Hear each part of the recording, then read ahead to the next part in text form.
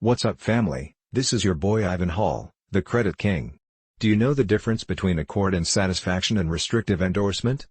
Settlement letters to collection agencies are often drafted by people who end up in a lot of difficulties, as before you start playing lawyer, you should know what your aim is and what tools you'll need to achieve it.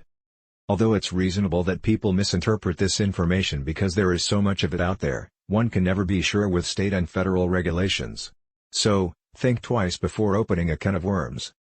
Accord and satisfaction is a contract law concept about the purchase of the release from a debt obligation. The payment is typically less than what is owed and is not paid by the actual performance of the original obligation. The accord is the agreement to discharge the obligation, and satisfaction is the legal consideration that binds the parties to the agreement.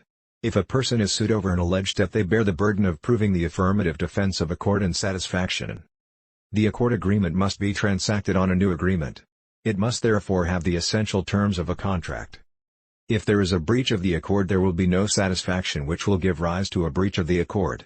In this instance, the non-offending party has the right to sue under either the original contract or the accord agreement. Restrictive endorsement. An endorsement on a check with restrictions. An endorsement is a signature on the back of a check stating that the payee has consented to receive the funds from the payer. A restrictive endorsement states the circumstances under which the payee will accept the funds under the signature.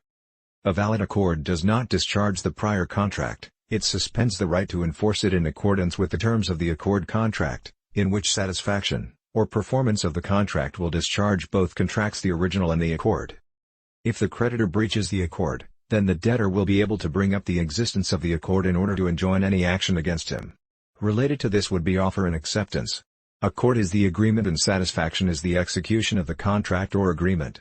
Both parties must be involved, otherwise there is no accord and satisfaction.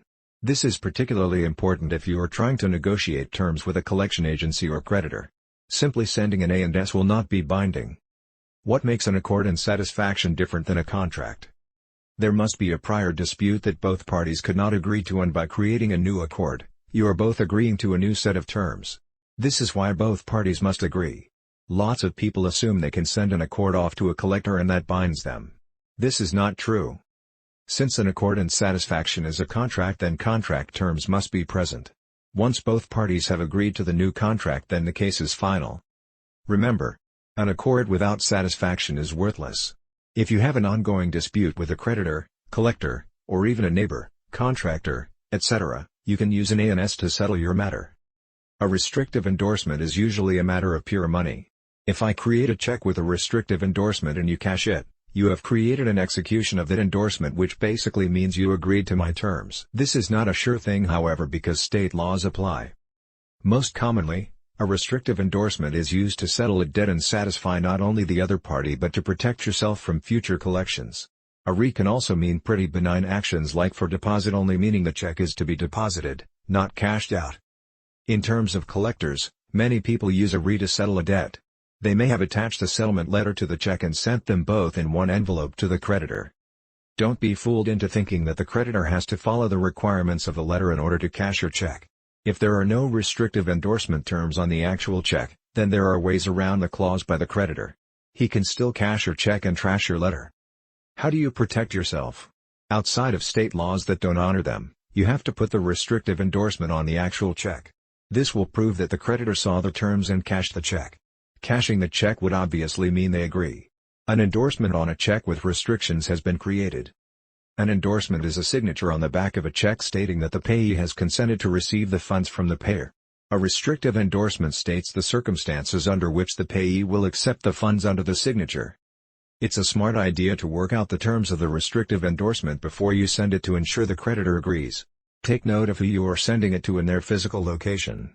You wouldn't want to send a restrictive endorsement to a lockbox or payment processing center where they don't read letters. The creditor could use that defense, claiming that technically nobody saw your agreement because they only process payments at that location. A physical location with a person's name would be ideal. It's also a good idea to check the contract you signed with the creditor. Some have it disclosed in it that they do not honor restrictive endorsements. In that situation, you would need to have their approval of your settlement/payment in writing before issuing payment.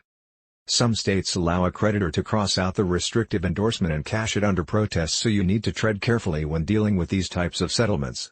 It's very practical to get the dialogue going with the creditor beforehand to ensure success. Now remember what you've just learned and go get that money.